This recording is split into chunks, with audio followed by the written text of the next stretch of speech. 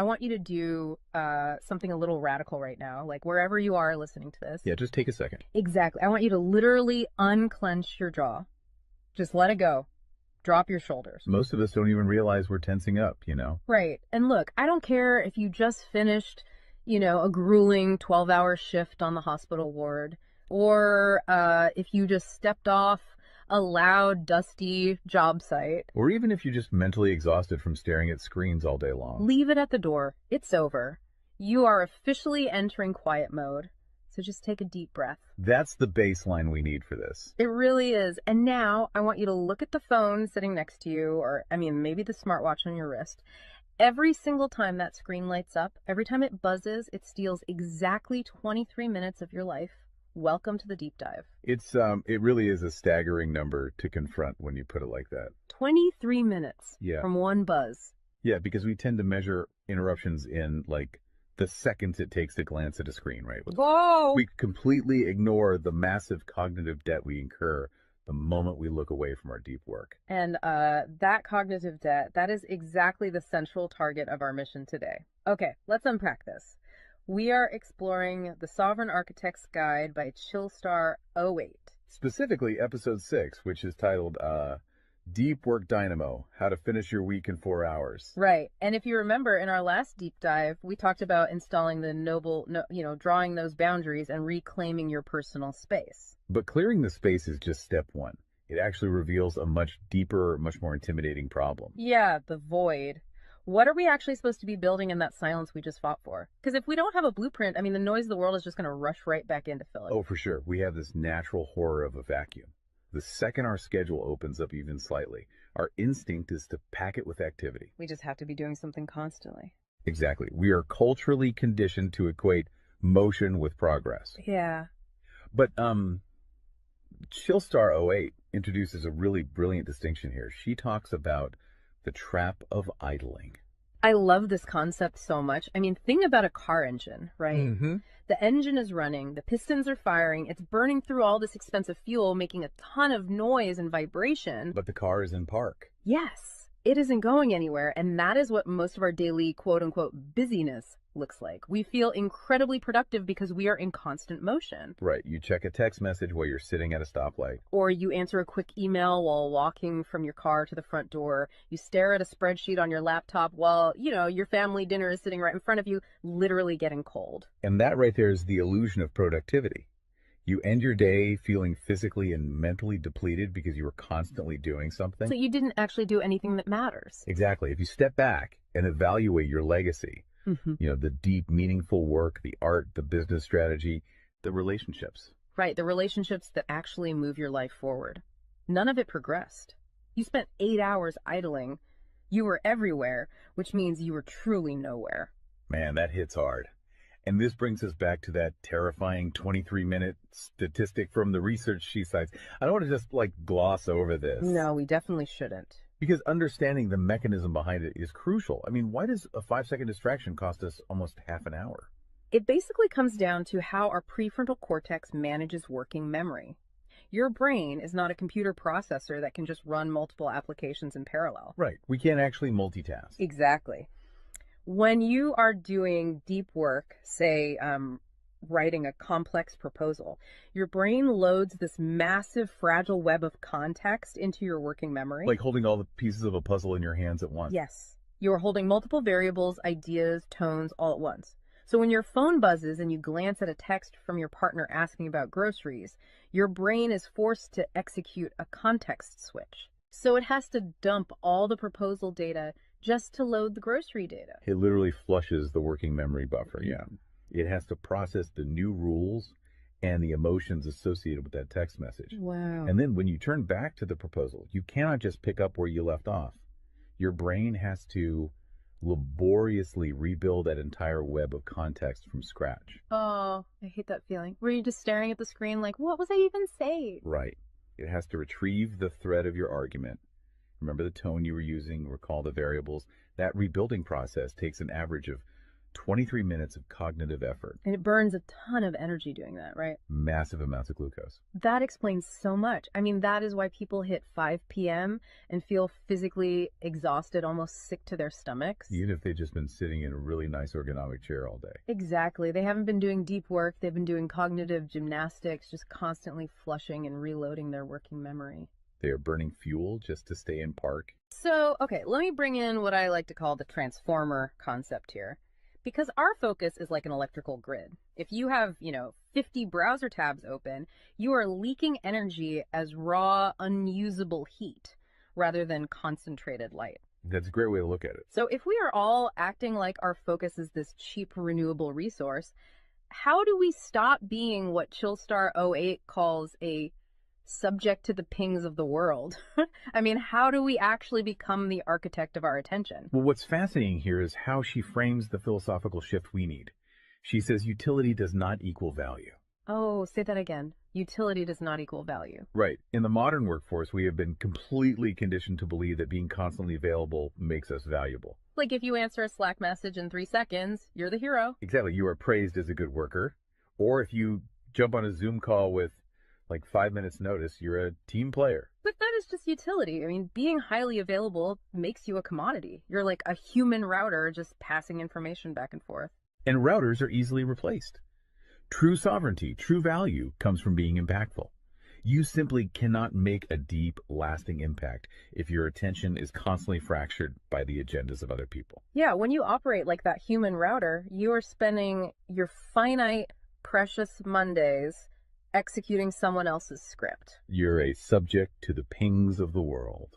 Okay, so we know the biology of why this destroys our focus, and we understand the philosophical trap of, trying to be too available, but how do we actually fix the mechanics of our workday? We have to build the deep work dynamo. Right. So think of your attention like water pressure. If you poke 50 tiny holes in a garden hose, open browser tabs, email notifications, group chats. The water just trickles at the end. Exactly. You cannot wash a car with a trickle. You're just making the driveway wet. That's true. So the Dynamo Audit she lays out, it's about putting a high pressure nozzle on that hose. It narrows the opening to create a stream powerful enough to actually blast through the dirt. And the first step in that audit is auditing the physical environment itself. She calls it analyzing your signal-to-noise ratio. Okay, so visualize your workspace right now. She asks you to determine if it is a sanctuary or a transit hub. Let's be honest. Most of us are operating in transit hubs. A transit hub is a place of constant arrival and departure. People walking by, announcements over the loudspeaker, just a blur of motion. Yeah, and you can't build a legacy in a train station. But we need to push past the basic phones are distracting advice, right? Because our listeners already know that. Oh, absolutely. Chillstar 08's rule is much more brutal than that. She says if the phone is even sitting on your desk, even face down, it is acting as a parasite on your cognitive grid. A parasite? Just by being in the room. The research supports this entirely, by the way.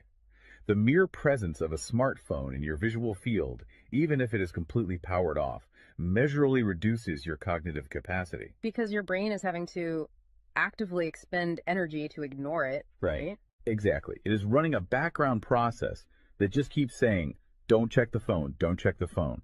That is energy being actively stolen from your primary task. So sovereignty literally begins the moment you physically remove the device from the room, put it in a drawer down the hall. Close the door. Make the physical environment quiet. But okay, let's say you've done that. That doesn't stop your own brain from creating internal noise, right? Like trying to juggle 5 projects at once. How do we fix the internal wiring? That brings us to the second pillar of the audit, which is the batch wiring rule. This directly addresses the danger of switching fatigue, which we touched on with that 23-minute penalty. Right, the cognitive glucose burn. Yeah. When we attempt to multitask, like writing a creative brief, then pausing to check inventory levels, then answering 3 customer service emails. And then trying to go back to the brief. Right. We are grinding our mental gears to dust. We are switching between entirely different cognitive states. Because creative writing uses a completely different part of the brain than calculating inventory, obviously. They require entirely different operating frequencies. So the batch wiring rule dictates that you must group similar tasks together based on their cognitive load. Okay. And you do not switch the current until that specific type of work is completely done. You do all your deep analytical thinking in one high voltage burst. And then you save all your reactive administrative stuff for a separate lower voltage block later in the day. Precisely. It's all about staying in one gear. Like if you are driving up a really steep hill, you don't constantly shift between first gear and fifth gear. You lock into the gear that provides the right torque and you just ride it out. That's a perfect analogy. But okay, here's where it gets really interesting. This leads to the third pillar of the audit, and this is where I actually need to seriously push back on the source material a bit. She calls this the zero access window. Ah, yes. This is usually where the resistance starts for people. Because it sounds impossible for a normal person. She says you cannot just plan to be focused, right? You have to legally schedule it. You have to lock in one sovereign hour. Yeah, 1 hour where you are legally dead to the outside world. No boss, no family, no, hey, do you have a second for a quick question? Just you and the blueprint. It's extreme, yes. But let's do a reality check here. I mean, I see how that works for a solo digital entrepreneur or a freelance writer, but what about someone whose literal job description is to be available? Right, like an IT support specialist. Or a floor manager, or a nurse on a ward, or even, a parent at home with a toddler. How do they justify just vanishing? It feels like this advice only applies to a very specific, privileged type of worker. That is the most common and, frankly, the most valid hurdle to this entire system. But we really have to look at how the principle scales, and we have to look at the internal psychology of the worker. Okay, walk me through that. First, let's address the context of Chillstar '08's own life. She is not some solitary monk living on a mountain. She is a wife, a mother, and a grandmother. Oh, wow. Okay. Yeah, and she runs a luxury travel agency and a digital marketing business.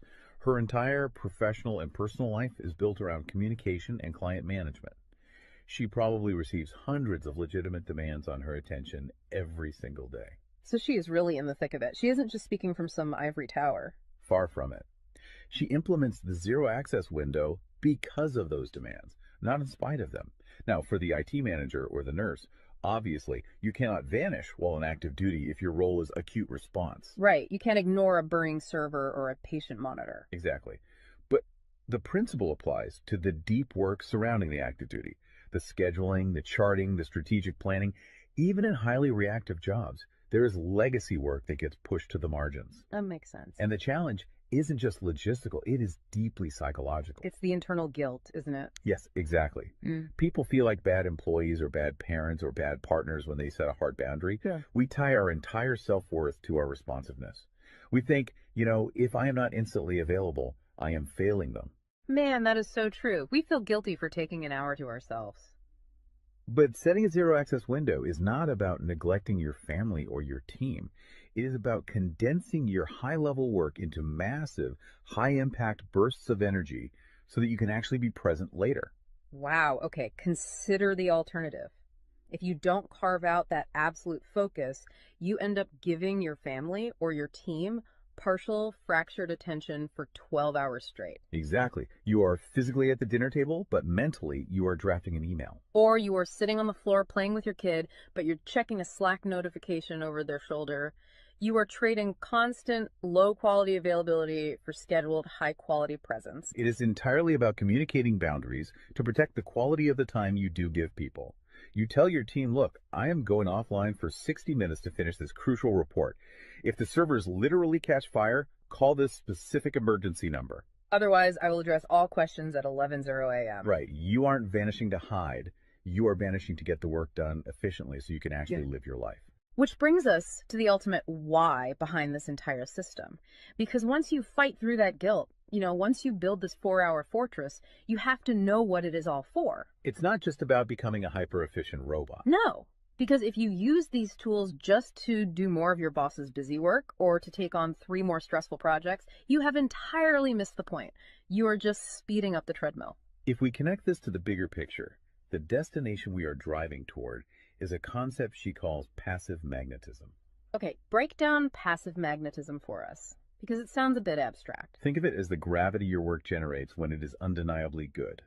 Most people operate with active desperation. They're loudly networking, constantly posting, aggressively chasing clients or promotions. Just relying on sheer volume to get noticed. Right.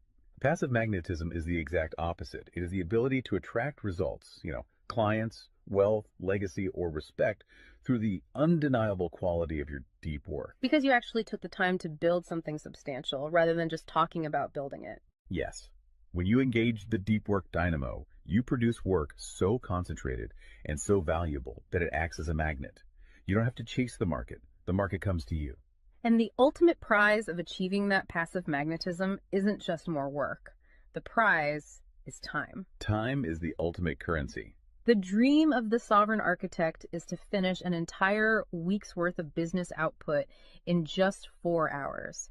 You do this high voltage work often while the rest of the world is literally still hitting the snooze button. You free up the remaining hours so you can go be a traveler, so you can be a creator. So you can be a fully engaged grandparent like Chillstar 08. Exactly. She frames it beautifully in the source text. She says, we wire for silence so we can live in volume. Oh, I love that. We embrace the discipline of the quiet fortress so that our actual lives can be loud, vibrant, and fully experienced. We are finally taking control of the dial.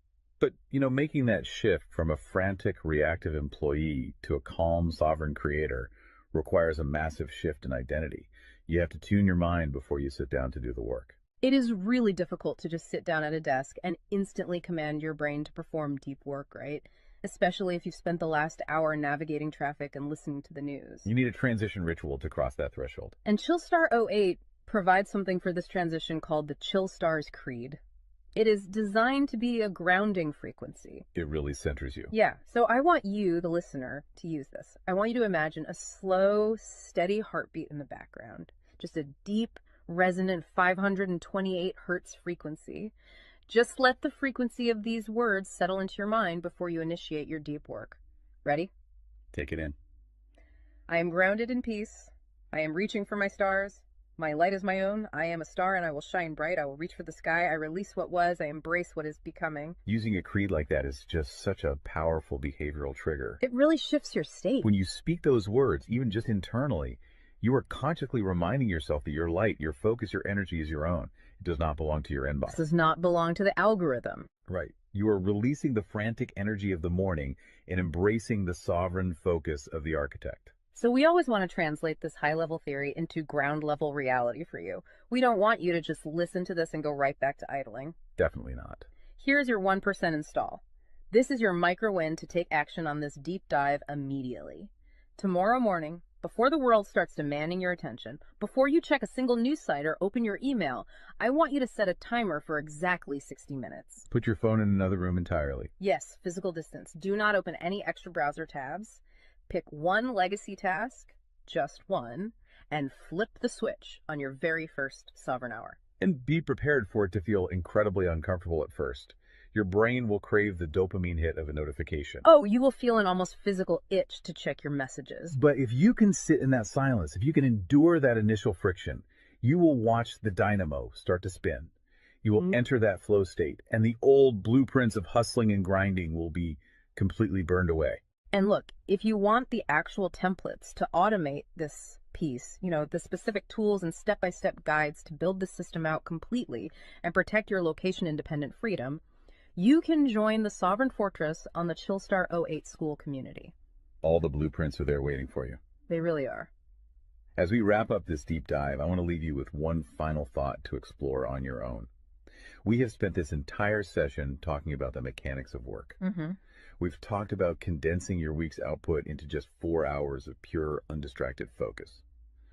But if you actually achieve that, you're going to be faced with a beautiful, kind of terrifying question. What's that? Who are you going to become in the remaining 164 hours of your week? What if your true legacy has absolutely nothing to do with what you produce while you are busy, but entirely to do with who you are when you are finally completely silent? Wow. Unclench that jaw. Drop those shoulders. Step into the quiet. Go be great and flip the switch. We'll see you on the next deep dive.